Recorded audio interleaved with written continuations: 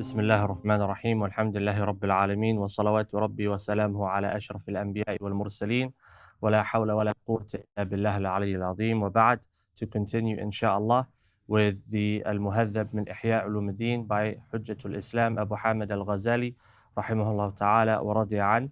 And we started last week the chapter of Zakat, Kitabu Asrar al-Zakat, and we reached up to Al-Adab al-Batina fi Zakat. So speaking about the internal consideration and etiquettes that should be taken into account when thinking about and discussing zakah. So just to quickly recap, he says in the beginning, اعلم أن على مريد طريق الآخرة بزكاته وظائف. Know that for the murid, and we said the murid, he gives the definition here anyway, murid طريق الآخرة, the one who is trying to traverse the path towards Allah subhanahu wa ta'ala's pleasure, the path of the akhirah, i.e. the murid is the one who is utilizing this life to sow the seeds of that which he will harvest in the next life. That's the kind of idea behind it, that when he is giving his zakah, he has to take into certain points into consideration, and there are certain actions that he must engage in. He says, number one, فهم وجوب الزكاة وأنها من مبانئ الإسلام وفيه ثلاث معان. So he says, number one, to understand that zakah is wajib, compulsory, obligatory upon the Muslim. If the conditions for the obligation are met, as we mentioned last week, we didn't go into the details, but we said there are conditions, etc. And he says there are three particular meanings or three particular considerations to be looked at when we talk about the obligation of zakah. Remember, we're reflecting on the internal aspects. He says, number one, the shahada, and the link between zakah and the shahadatain. And we covered this last week. And the brief kind of conclusion or summary is that a person, when they pronounce and they attest to the oneness of Allah subhanahu wa ta'ala with their tongue, and they pronounce and attest to the way of the Prophet ﷺ as their last and final messenger, this is not enough to signify and to indicate the sincerity of their belief. Action is required. And when we give from our wealth, we are showing Allah subhanahu wa ta'ala that He is more beloved to us than that which is the most beloved to most people in this dunya, which is what? Wealth. Why? Because with wealth, you acquire the pleasures of this life. And so you give up the medium of acquiring the pleasures of this life for the sake of your love for Allah subhanahu wa ta'ala. And then he compares it to jihad. And he says in jihad, you give up your soul for the sake of Allah subhanahu wa ta'ala. And what is more beloved to a person than his own life? The only life or lives that a person will probably put before their own is the life or the lives of their children, maybe their parents for some, and even then, some wouldn't do that. And so the soul is the most precious thing that a person owns. Life is the most precious thing. But the one who loves Allah subhanahu wa ta'ala is willing to sacrifice even their own life for the sake of Allah subhanahu wa ta'ala to prove their love to Allah. Likewise, zakah.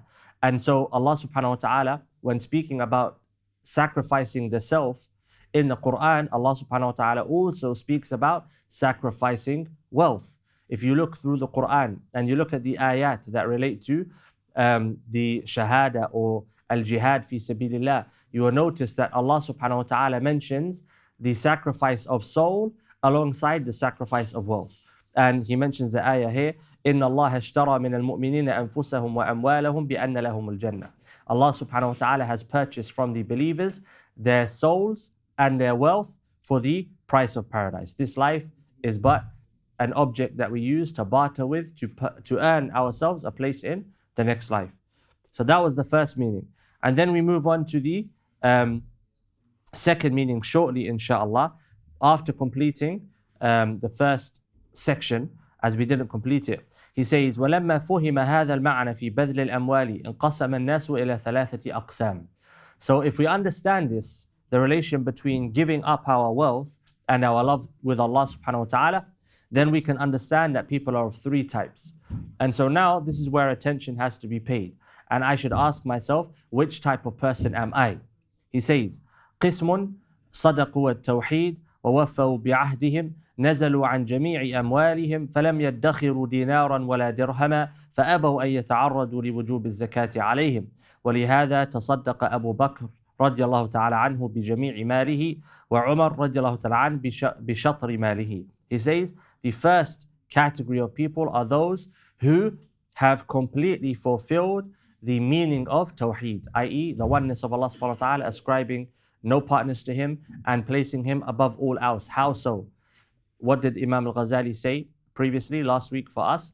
That the pinnacle and peak of Tawheed is to have in your heart no love greater than the love you have for Allah. And so you're willing to sacrifice everything for Allah subhanahu wa ta'ala's love. And so this first category of people, they have completely fulfilled that particular aspect of ascribing no partners to Allah subhanahu wa ta'ala, oneness of Allah subhanahu wa ta'ala. And he says, وَوَفَوْا بِعَهْدِهِمْ, and they have fulfilled the covenant that they have between themselves and Allah subhanahu wa ta'ala. نَزَلُوا عَنْ جَمِيعِ أَمْوَالِهِمْ, and so they gave up all of their wealth. They let go of all of that which they owned. For who? For Allah subhanahu wa ta'ala's sake. فَلَمْ يَدَّخِرُوا دِينَارًا وَلَا دِرْهَمًا, and they did not hold on to a single dinar or a single dirham, not a single pound or a single penny. They gave it all up for the sake of Allah. فَأَبَوْا أَن يَتَعَرَّضُوا لِوُجُوبِ الزَّكَاةِ عَلَيْهِمْ, and they refused to allow themselves to meet the obligation of zakah. Why? Because they constantly gave up anything they owned. And so zakah never became obligatory upon them, or never becomes obligatory upon them, as they don't have any savings. Whenever wealth comes in, they sacrifice everything they have, and so there is nothing for them to give zakah from at the end of the year. Then he says, وَلِهَذَا تَصَدَّقَ أَبُو بَكْرَ رَضِيَ اللَّهُ تَعَالَى بِجَمِيعِ مَالِهِ وَعُمَرْ رَضِيَ اللَّهُ عَنْهُ بِشَطْرِ مَالِهِ. For this reason, Abu Bakr رضي الله عنه gave up everything that he had. All of his wealth, he gave it up. And Umar رضي الله عنه gave up half. Then he says, Al-Qism al-Thani, the second category of people. So, am I like the first? Personally, I'm not. Am I like the second? Let's see. Not me personally, you're not judging me here, judging ourselves.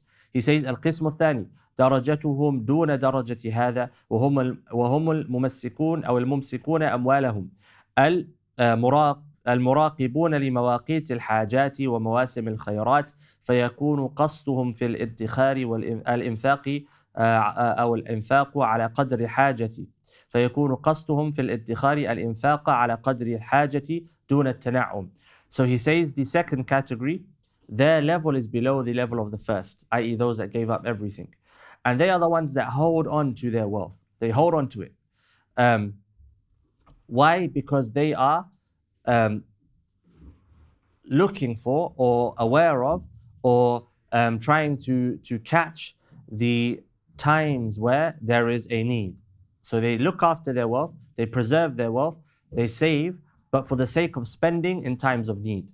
وَمَوَاسِمِ الْخَيْرَاتِ, and the times of good actions. When times come about where they can spend and they can give, they keep their wealth for that reason. فيكون قصدهم في الادخار الإنفاق على قدر الحاجة دون التنعم. And so their purpose behind saving is to spend in the path of Allah subhanahu wa ta'ala in accordance to the need, not for the sake of pleasure and enjoying this life.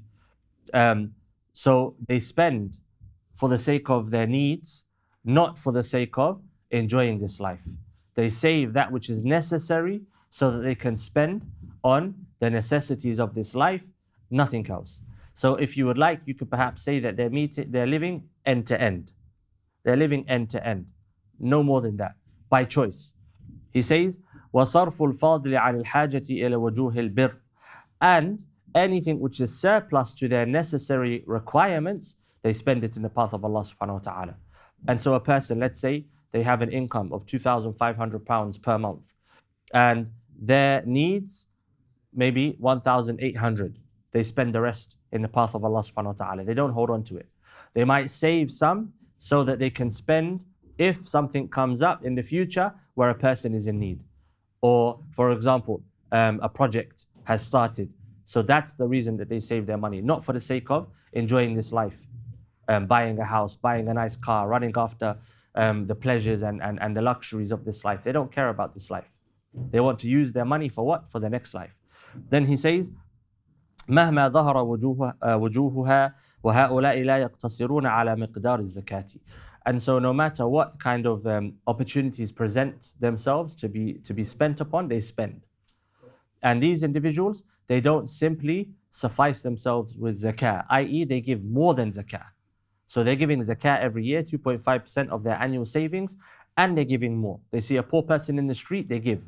Someone comes up to them to ask them for some money, they give. They see an opportunity to build a masjid, they give. Build a well, they give. Anything that comes up, if they have the money, they spend it for the sake of Allah subhanahu wa ta'ala. Then he says, وقد ذهب جماعة من التابعين إلى أن في المال حقوقا سوى الزكاة كالنخع والشعب وعطاء ومجاهد. قال الشعبي بعد أن قيل له هل في المال حق سوى الزكاة؟ قال نعم. أما سمعت قوله عز وجل وآتى المال على حبه ذوي القربى. واستدلوا بقوله عز وجل ومما رزقناهم ينفقون. So then he says some of the earlier scholars and awliya of Islam, such as Al-Nakhay and Al-Sha'bi and Ata and Mujahid, who are from the A'imma of Islam, from the A'imma of the Tabi'een, and many of them have been narrated from in the books of Hadith. Their views are taken into consideration in the books of Tafsir, commentary on the Quran, and so on and so forth. He says, Sha'bi, it was said to him after he was asked, is there anything else that is wajib upon me other than zakah? Do I have to give charity other than the 2.5% annually? And he said, of course. Have you not heard the statement of Allah subhanahu wa ta'ala? And they give from their wealth those who are close to them. So they spend their wealth on those who are close to them. And we live in a time today, subhanallah, where an individual might hold his brother or sister accountable for £10 that he's lent him. If his brother or sister says, can I borrow £10? He'll say, yes, but you have to pay it back. £1, I've met an individual who began crying when someone purchased him a drink. And he said, my own family, if I take £1 from them, I have to give it back. We've reached those times. But as for the person of Islam, the person of Iman, if he has surplus wealth, surplus money, and he has relatives that are in need, he gives. And Iman, the true mu'min, the true Muslim, he's the person that gives before he is asked. He gives before he is asked. And in the West today, we suffer from miserliness and stinginess. It's become a common sickness where we are very, very miserly and stingy, and we don't live as communities. I can have a neighbor and I know my neighbor's struggling and I don't spend on them. And that's not correct. The Muslim should, for example, if I go to eat and I'm with a friend, and we've spoken about this before, I'm with a friend or a brother in Islam, if I go to eat, I should expect to pay for him. If I cannot afford to pay for him, then I shouldn't go to eat whilst I'm with him. That's the approach that should be taken. It's not befitting of a Muslim, of a believer, to eat in front of his friend. It's not befitting. If I'm eating, my friend's eating with me. If I have money in my pocket, my friend has money in their pocket. That's Islam. It's not let's work out the bill, etc., unless it's a large amount. That's different. I'm saying if it's you and your friend, if it's you and 10 friends, it's slightly different. But if you can afford it, then you should pay. The Muslim should hope. The Muslim should wish. Say, I wish I could pay for everyone. That should be, it shouldn't be, I wish someone will pay for me. It should be, I wish that I could pay for everyone. That should be the karam of the mu'min, the believer. The generosity in his heart should outdo the generosity of his hand. That's the way the believer should be. And the Muslim doesn't hold people accountable for the wealth that he spends on them. Nor does he remind them, you remember I spent this on you. You remember I paid this, and so on and so forth. So he says, Al-Qism al-Thalith, the third category of people when it comes to spending, i.e. zakah, he says, الذين يقتصرون على أداء الواجب فلا يزيدون عليه ولا ينقصون عنه وهي أقل الرتب وقد اقتصر جميع العوام عليه لبخلهم بالمال وميلهم إليه وضعف حبهم للآخرة. He says, the third category are those who simply suffice themselves with giving that which is wajib upon them annually, i.e. zakat, 2.5%. And that hurts them. And they don't give anything else. They don't give to charity, they don't give to the poor, they don't give to homeless people when they see them. And subhanAllah, when the heart becomes sick, the tongue will express that sickness. I've met individuals who have said, I've met individuals complaining about the food they were eating, and they were reminded, look at, there were individuals eating. This happened in Hajj. I experienced it, saw it with my own eyes. In Hajj, there used to be, if you were to perform Hajj before, I don't know about now, but you would see women going through the rubbish. There used to be piles of rubbish bags from all of the tents in Mina.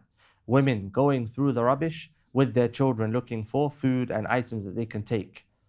And there were brothers in the tent, and they were complaining about eating the same type of meat and rice every day whilst in Mina, whilst in the tents in Hajj, complaining about the same type of meat. And subhanAllah, the meat they were eating was camel meat, which is expensive. It's not cheap. Camel meat is very expensive. Complaining. And when they were reminded, they said, we paid for this, and they didn't. When they were reminded, someone said to them, look at those people outside, don't complain. And they said, we paid for this, they didn't. That is a great sickness. And that shows the bukhul of the heart. And that's a Western sickness, unfortunately. Because you go to other parts of the world where they are impoverished, third world countries, and you find that they share. You find that they share. The poor person is happy to spend the little that he has on his guest. Whereas here, we don't want to spend. We want to keep. And it's a sickness which is very ugly. And it's also a sign of cowardice. There is a link between stinginess and cowardice.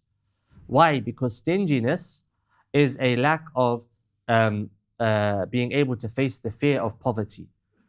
Just as cowardice is a lack of being able to face the fear of the possibility of losing one's life. And so if a person is stingy, there's a chance they may be a coward as well. And so if a person does not want to be a coward, what do they need to do? They need to learn how to give. It's tarbiyah. There's a link. So he says, and I'm not sure if I agree with this, but he says that most of the awam, who are the awam? The general public, those who are not studying and so on and so forth, they fall into this category. Why? Because they are stingy and they love money and they prefer this life over the next.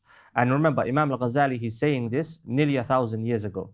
Is it the same today? Allahu A'lam. I don't believe we can say that's the case, because that's a generalization. And in fact, I would say the barakah of our ummah is in the awam. The barakah of our ummah is in the masses. Sometimes the leadership is the problem, not the masses. The masses are ready to follow and ready to sacrifice, but the leaders are not ready for that. So then he says, فَهَذَا أَحَدُ مَعَانِي أَمْرِ اللَّهِ سُبْحَانَهُ عِبَادَهُ بِبَذْلِ الْأَمْوَالِ. This is one of the meanings, one of the points to reflect upon, the considerations when Allah subhanahu wa ta'ala is commanding His servants to give from their wealth.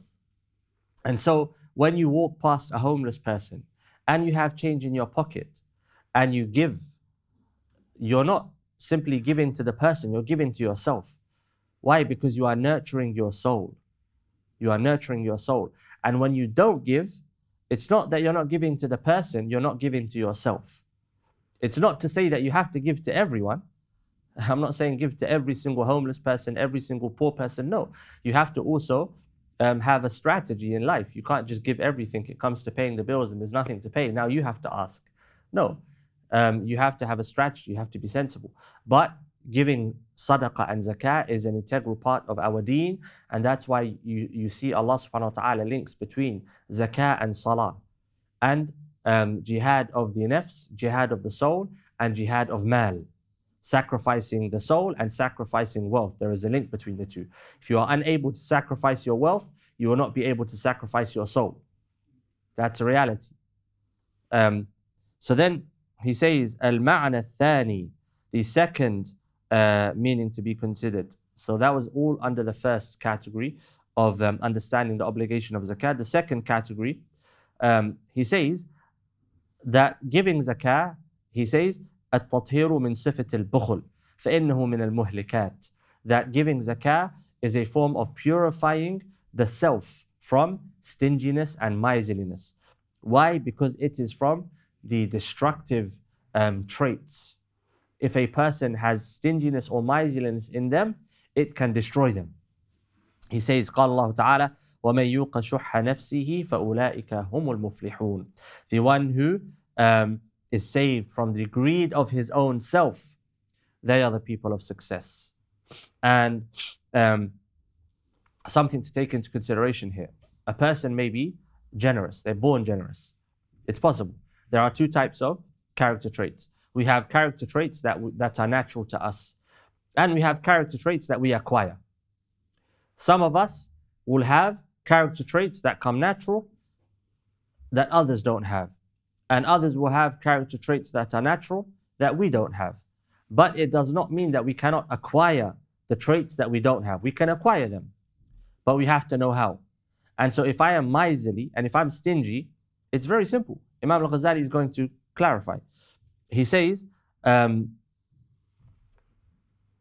later on, he's going to mention now, he says, al-ma'na al-thalith, the second point to consider, shukr al-ni'mah, that when you give from that which Allah has given you, you are showing gratitude to Allah subhanahu wa ta'ala for the blessing that you have. He says, فَإِنَّ لِلَّهِ عَزَّ وَجَلَ عَلَى عَبْدِهِ نِعْمَةً فِي نَفْسِهِ وَفِي مَالِهِ فَالْعِبَادَاتُ الْبَدَنِيَّةُ شُكْرٌ لِنِعْمَةِ الْبَدَنِ. Allah subhanahu wa ta'ala has bestowed blessings upon the servant in his own self and in his wealth, in the actual makeup of him and in that which he has in his hand. And he says, فَالْعِبَادَاتُ الْبَدَنِيَّةُ, the physical acts of worship that we engage in, they are a form of showing gratitude to Allah subhanahu wa ta'ala for the physical blessings that we have. When I use my legs to come to the masjid, I am showing my gratitude to Allah subhanahu wa ta'ala for my legs. وَالْمَالِيَّةُ شُكْرٌ لِنِعْمَةِ الْمَالِ, and the acts of worship that I engage in with my money and my wealth, I am showing gratitude to Allah subhanahu wa ta'ala for the wealth that He has bestowed upon me. And so when I don't use my body and I don't use my wealth in a way that is pleasing to Allah, I am being what? Ungrateful. I'm being ungrateful to Allah for the blessings that He's given me. Likewise, say the same thing about the intellect, about the eyes, about the tongue, about the ears. When I'm using my mind to do something which is pleasing to Allah subhanahu wa ta'ala, I'm showing Allah I'm grateful to Him for that which He's given me of capacity to understand. And when I use my ears to listen to that which is pleasing to Him, such as the Quran, such as a reminder, such as a lesson, such as studying beneficial knowledge, I am showing Allah that I'm grateful to Him for my ears. Likewise my eyes. Likewise when I use my tongue to recite Quran, to remember Him, etc. I'm showing Allah that I'm grateful for these things. But when I use my ears to listen to haram, or I use my eyes to look at haram, or I use my tongue to say haram, what am I doing? I'm showing Allah subhanahu wa ta'ala that I'm ungrateful to Him for that which He has bestowed upon me. Even if I'm not saying it directly, I might not be saying it consciously. It might not be that I intend to do that, but that's the reality. It's like if a friend gives you something very expensive, an expensive phone or an expensive heavy piece of jewelry, and your friend comes to your house and finds that you've used that which he has given you as a doorstop. You're showing him that you're ungrateful to him for that which he's given you. You don't value it. Likewise, that which Allah has given us. So then Al-Ghazali rahimahullah, he says, وَمَا أَخَصَّ مَنْ يَنْظُرُ إِلَى الْفَقِيرِ وَقَدْ ضَيَّقَ عَلَيْهِ الرِّزْقِ وَأَحْوَجَ إِلَيْهِ ثم لا تسمح نفسه بأن يؤدي شكر الله تعالى على إغنائه عن السؤال وإحواج غيره إليه بربع العشر أو العشر من ماله. He says, what is more despicable than an individual who sees a poor person and he sees that that poor person, his provision has become constricted and he is in need, more in need of wealth than the person that's passed by this individual. He says, what's more despicable than the man who sees a person in this state and his soul, his nafs, does not allow him to give a small amount of his wealth to this individual? And that's the reality. That's the reality. But we become desensitized to it today. Look, for example, think about it. Something that I saw which really, it's amazing when you think about it from one angle, and it's unbelievable from another. An ambulance for pets. I saw an ambulance for pets where money has been spent on medical care such as that, where you have ambulances for pets in the UK today. But yet you have homeless people living outside in the pouring rain, in the freezing cold, in the burning heat. Some of them, for example, have died of the weather. A few, I think last year or the year before, a few individuals died due to the severity of coldness in this country. Homeless people. And not only that, but imagine some places they will put things on the ground to stop homeless people from sleeping there, spikes or whatever it might be. I saw a video of someone throwing water on a homeless person. That's the state that we've reached in society, where we despise the person who is impoverished and poor. And a person may say they are homeless because of their own actions, drugs, alcohol, and so on and so forth. It's very easy to judge when you're not wearing a person's shoes. What led them to alcoholism? What led them to drug abuse? If that's even the case, because not every homeless person is an alcoholic or a drug abuser. Not every homeless person is there by his own or her own action. But look at the situation. You'll have, if you go to Oxford Street, for example, you might have a homeless person sitting on the street and a young person coming out of JD Sports. He's just spent £400 or £500 on a pair of trainers or two. And yet that homeless person is thinking about where's he going to get his next meal from. And no eyelid is batted. We don't blink. We don't think. We just accept it. I walk past the homeless person. I don't even feel any guilt. And that's the least that I should feel. I should see a homeless person or a person who's poor and feel guilt that I can't spend. I can't relieve this person of his situation. If I was in that person's situation, what would I want? Put yourself in the place of a homeless person. You see people walking past with bags full of shopping, bags full of expensive goods, etc. And you don't have the ability to help yourself. In that situation, you need someone to help you. And so Al-Ghazali, he's saying that this individual who walks past and is unable to help the one who he knows is in need is despicable. What about a society? A society that despises those who are in need. What can we say about that? And as has been mentioned many times before, during the lockdown, many of us, we were keeping our distance from others. Why? So that we weren't affected with a physical illness, a physical disease, infection, etc.